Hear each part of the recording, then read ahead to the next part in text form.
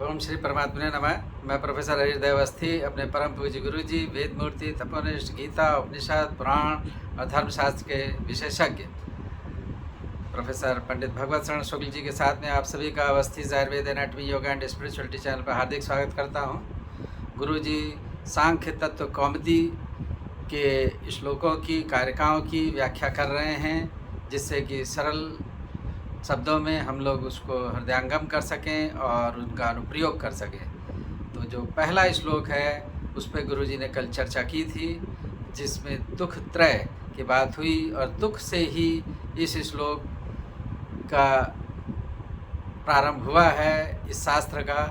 तो अब गुरु जी उसकी विस्तृत व्याख्या सरल शब्दों में हम लोग को करेंगे, जिससे कि हम लोग ज्ञान हो सके। तो हम लोग चलते हैं गुरु जी की ओर।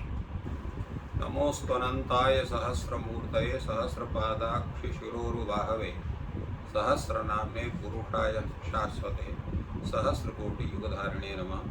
कृष्णाय वासुदेवाय हरे परमात्मने प्रणतक्लेशनाशाय गोविंदाय नमो नमः। इस चैनल से संबद्ध सभी विद्वद्गण, सभी जिज्ञासु छात्र वृंद, सहृदय सज्जन वृंद एवं इस चैनल के संस्थापक तथा प्रबंधक आचार्य हरिहृदय अवस्थी जी, हम लोग संप्रति सांख्य शास्त्र पर चर्चा कर रहे हैं।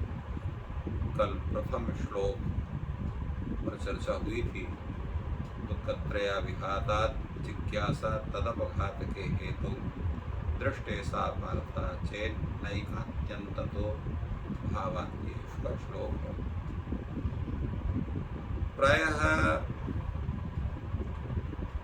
भारतीय शास्त्रों में, काव्यों में, सभी में जब किसी भी शास्त्र का प्रारंभ हम करते हैं तो मंगलाचरण होता है। जैसे इसी ग्रंथ की जो टीका है आचार्य वाचस्पति मिश्र की तत्व कौमुदी, उसको भी उन्होंने मंगलाचरण किया और अपने मंगलाचरण में प्रकृति को और पुरुष को दोनों का नमस्कार किया। अजामेकां लोहित शुक्ल कृष्णाम वी प्रजा सृजमानाम नमामा अजा ये ताम जुषमाणाम भजन्ते जहत्येना मुक्त होगा मस्तान, जिस पर चर्चा की गई। किंतु जो मुख्य ग्रंथ सांख्य कारिका है उसका मंगलाचरण, उसमें जो मंगलाचरण उसका हुआ है कि नहीं हुआ है, ये भी एक बात होती है। क्योंकि मंगलाचरण एक हमारी परंपरा है। उसका कारण यह है कि भाष्यकार ने कहा है मंगलादीनि मंगल मध्यानि मंगलांतानि च शास्त्राणि प्रतन्ते अध्येतारश्च सिद्धार्थास्य, अर्थात जिनके आदि में, मध्य में और अंत में मंगल होता है, ऐसे जो शास्त्र हैं, ग्रंथ हैं, वो प्रसिद्धि को प्राप्त करते हैं और उनके अध्येता भी, वो भी जो है आयुष्मान बनते हैं, अर्थात सुदीर्घ आयु वाले होते हैं। उनके जो जितने भी कार्य हैं, उस जिनके उनका जो संकल्प है वो सिद्ध होता है।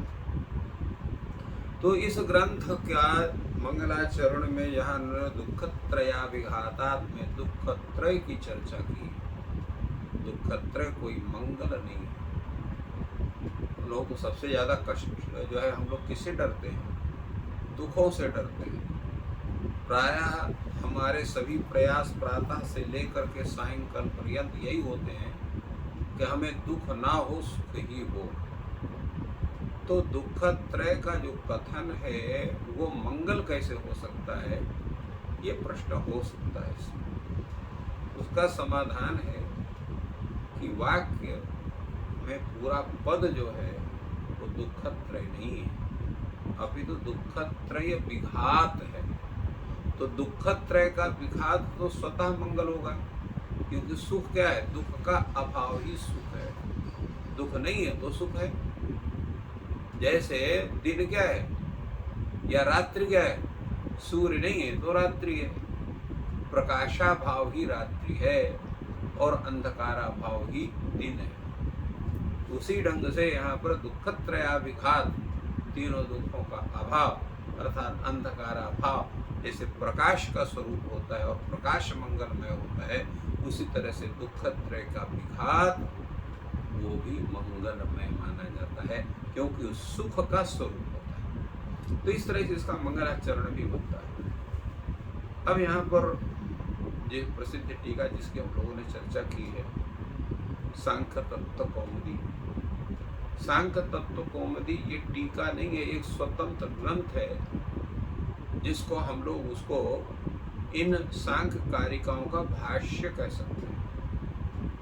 भाष्य की तरह चर्चा इसमें हुई है, एक एक शब्द को लेकर के हुई है। जैसे यहाँ पर ये इन्होंने लिखा दुखत्रय विघाता तदवघात के हेतु जिज्ञासा। इन तीनों दुखों के शमन के लिए उनके जो अपघातक हेतु है, जिससे इन दुखों का अपघात हो, अभाव हो, उसका जो हेतु है उसके विषय में जिज्ञासा हो रही। तो जिज्ञासा कब होती है? अनुभूत विषय में ही जिज्ञासा होती है, अज्ञात विषय में ही जिज्ञासा होती है। ज्ञात विषय में, अनुभूत विषय में जिज्ञासा नहीं होती।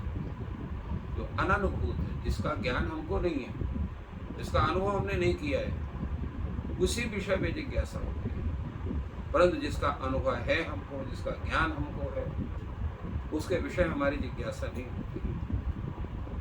तो यही बात यहाँ कहते हैं कि एवं ही शास्त्र विषय न जिज्ञासेत यदि दुखम नाम जगति न स्यात्। यह जो सांख्य शास्त्र है, यह जिज्ञासा का विषय नहीं बनता अगर संसार में दुख नहीं होता, क्योंकि सांख्य शास्त्र का मुख्य प्रयोजन है तीनों प्रकार के दुखों का विघात अर्थात विनाश। यही उसका मुख्य हेतु है। अगर इसकी जरूरत नहीं है तो शास्त्र की जरूरत नहीं है। तो यह शास्त्र का विषय जिज्ञासा नहीं बन सकती है यदि संसार में दुख ही ना हो। दुखम नाम जगति न स्यात्, अथवा रहे दुख परंतु न जिहासितम स्यात्, उसको हटाना संभव ही ना हो। जैसे किसी को आजकल रोग हो जाते हैं, बहुत से मरने तक दवा खानी पड़ती है। किसी को ब्लड प्रेशर हो गया, शुगर हो गया, तो इनको जब तक जीवन है तब तक उनको दवा लेनी पड़ती है। दवा के साथ ही उनकी मृत्यु होती है। तो इसलिए वो बहुत कल्पना नहीं करते हैं कि कोई ये दवा ले लेंगे तो हमेशा के लिए ठीक हो जाएंगे। वो जानते हैं कि हमारे साथ ये रोग हो जाना है। उसी तरह से अगर ये जितने भी दुख हैं, अगर ये निश्चित है कि इनको हटाया नहीं जा सकता है, ये रहबे करेंगे, तो भी शास्त्र संबंधी यह जिज्ञासा नहीं होती है कि इनके अपघात के लिए हेतु कौन। अथवा ठीक है, चलो भाई, हम उन दुखों को हटा भी सकते हैं, किंतु वो ताकत हमारे पास नहीं है, वो उपाय हमारे पास नहीं है और कहीं नहीं है। जिहासितम अशक्यम अशक्य समुच्छेदम, उनका समुच्छेद करना हमारे सामर्थ्य का बाहर है। और अशक्य समुच्छेदता अर्थात उस दुख आदि को न समाप्त करने का, विनाश करने का असामर्थ्य हमारे अंदर कब होता है? तो वो दो तरह का होता है। अशक्य समुच्छेदता चद्वेधा, दो प्रकार की अशक्य समुच्छेदता होती है। अशक्य समुच्छेदता को न शक्यम समुच्छेद यस्य तत् अशक्य समुच्छेदम, जिसका समुच्छेद अभाव संभव नहीं है, हमारे सामर्थ्य के बाहर है, और उसका भाव है अशक्य समुच्छेदता, माने किसी भी दुख, ये तीनों प्रकार के दुखों का समूल उच्छेद करना किसी के भी सामर्थ्य के अंदर नहीं है। तो किस अवस्था में वो अशक्य समुच्छेद होता है दुख? तो बताएं कि दो तरह का। दुख से नित्यत्वात्, दुख नित्य है। जैसे जो है नित्य वस्तु जैसे है, वैसे दुख भी नित्य है। तो जब नित्य है तो उसको आप हटाओ कहाँ से? उसको हटाने कोई हेतु ही नहीं रहेगा। अथवा चलो ठीक है, नित्य नहीं है, परंतु उसके उच्छेद का उपाय भी हमें मालूम नहीं है। तदुच्छेदोपाय अपरिज्ञान, उसके दुख को हटाने के जो उपाय हैं उन उपायों को हमें ज्ञात नहीं है, कोई बतलाने वाला नहीं है। तो ऐसी अवस्था में भी वह जो दोष हैं, जो दुख हैं, वो असक्य समुच्छेद हो गए। और शक्य समुच्छेद भी न चले, हमको हटा भी सकते हैं, परंतु शास्त्र विषय से ज्ञान से अनुपायत्वात्, उनके हटाने का शास्त्र विषयक जो ज्ञान है वो उपाय के रूप में ना हो। ये कोई आवश्यक नहीं है कि हर विषय का समाधान शास्त्र के माध्यम से ही हो। कुछ ऐसे भी कार्य हैं जिनका जो है निराकरण सामान्य रूप से होता है, उसमें शास्त्र की आवश्यकता नहीं होती है। तो शास्त्र विषय से ज्ञान से अनुपायत्वा, शास्त्र विषय ज्ञान उसके लिए उन तीनों प्रकार के दुखों को हटाने में उपाय के रूप में न माना जाए। अथवा शास्त्र ज्ञान के उपाय की अपेक्षा कोई ऐसा ज्ञान हो जो सरल हो, तो सुकर से उपायांतर से सद्भाव आता। तो सुकर से का हो गया सरल, उपायांतर माने अन्य उपाय। इन तीनों दुखों को हटाने के लिए कोई सरल अगर उपाय है तो भी हमको शास्त्र विषय की जिज्ञासा नहीं होती है, हम उसके हेतु रूप में शास्त्र को नहीं पकड़ते। ये विचार है। तो फिर क्यों होती है जिज्ञासा? तो कहते हैं न तावत दुखम नास्ति, ऐसा नहीं कि संसार में दुख न, दुख तो है ही है। हम देख रहे हैं कई लोग दुखी हैं, हर तरह से दुखी हैं। और कैसे हैं? नापि अजिहासितम, और ये भी है किसी भी उपाय से उन दुखों को हम नहीं हटा पा रहे हैं। सब कोई पीड़ित है, पूरा संसार का जितना व्यक्ति है जो कहता है, पूछते भैया आप कैसे हो, कहते हैं हम भाई ठीक है, सुखी हैं। परंतु उनसे अगर ठीक से पूछा जाए वास्तव में तुम सुखी हो? अरे भैया अभी ये परेशानी है, वो परेशानी है, दसों परेशानी अपने घर की हो, अपने शरीर को गिना देगा। तो ऐसी अवस्था में ये निश्चित हो गया कि कोई भी ऐसा उपाय नहीं है जो पूर्ण रूप से उन तीनों प्रकार के दुखों का विनाश कर सके। तो ऐसी अवस्था में अंत में शरण कहाँ व्यक्ति को मिलती है? तो शास्त्र, शास्त्रम शरणम मम, शास्त्र ही व्यक्ति का शरण होता है, आश्रय होता है, क्योंकि वो सही दिशा देता है। गीता में भी कहा है तस्मात् शास्त्रम प्रमाणम ते कार्याकार्य व्यवस्थितो तस्मात् शास्त्र विधानोत्तम कर्म कर्तुम इहार्हसि, भगवान ने गीता में कहा। तो शास्त्र विधानों, कार्य और अकार्य की व्यवस्थिति में शास्त्र ही प्रमाण है, शास्त्र ही हमको बोध कराता है। इसलिए इन्होंने कहा कि यहाँ पर जिज्ञासा होगी, क्योंकि दुख है, दुख को हम हटा नहीं सकते हैं किसी अन्य उपाय से, इसलिए हमको शास्त्र विषयक जिज्ञासा होती है कि उन तीनों प्रकार के दुखों को हटाने के लिए कौन सा उपाय हो।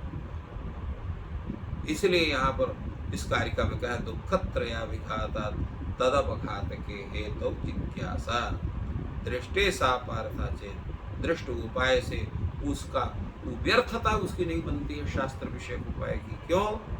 कि उसका ऐकांतिक और आत्यंतिक अभाव दूर नहीं हो सकता। ऐकांतिक का मतलब क्या होता है? ऐकांतिक का मतलब होता है कि जो ये दुख है, इनको हम एक दुख को शांत करते हैं, दूसरा उत्पन्न हो जाता है, पूर्ण रूप से समाप्त है। और न ऐसा भी नहीं है कि आज दुख हुआ और कल फिर पैदा हुआ, आज दुख शांत हुआ कल फिर पैदा हो गया। तो सर्वकालिक उनकी निवृत्ति नहीं होती है। इसलिए ये दुख के विषय में शास्त्र विषयक जिज्ञासा होती है। ये दुख कितने हैं? तो पहले से होगा दुखत्रय, 3 प्रकार के दुख है। दुखत्रय का मतलब क्या होता है? दुखों का त्रिक या दुखों का तीन का समूह वो दुखत्रय, दुखानांतरय दुखत्रय। और ये जैसे बतलाया गया 3 प्रकार के दुख हैं, आध्यात्मिक, आदि भौतिक और आधिदैविक। अब प्रश्न उठता है कि ये आध्यात्मिक दुख किस प्रकार का होता है, कैसे होता है? क्योंकि जब तक हम अपने प्रतिपक्षी को नहीं समझेंगे, नहीं जानेंगे, तब तो उसका सामना कैसे करेंगे, उसका निराकरण कैसे करेंगे? तो यहाँ पर आचार्य कहते हैं कि वो आध्यात्मिक जो दुख है वो भी 2 प्रकार का होता है, शरीर से संबंधी और मन से संबंधी।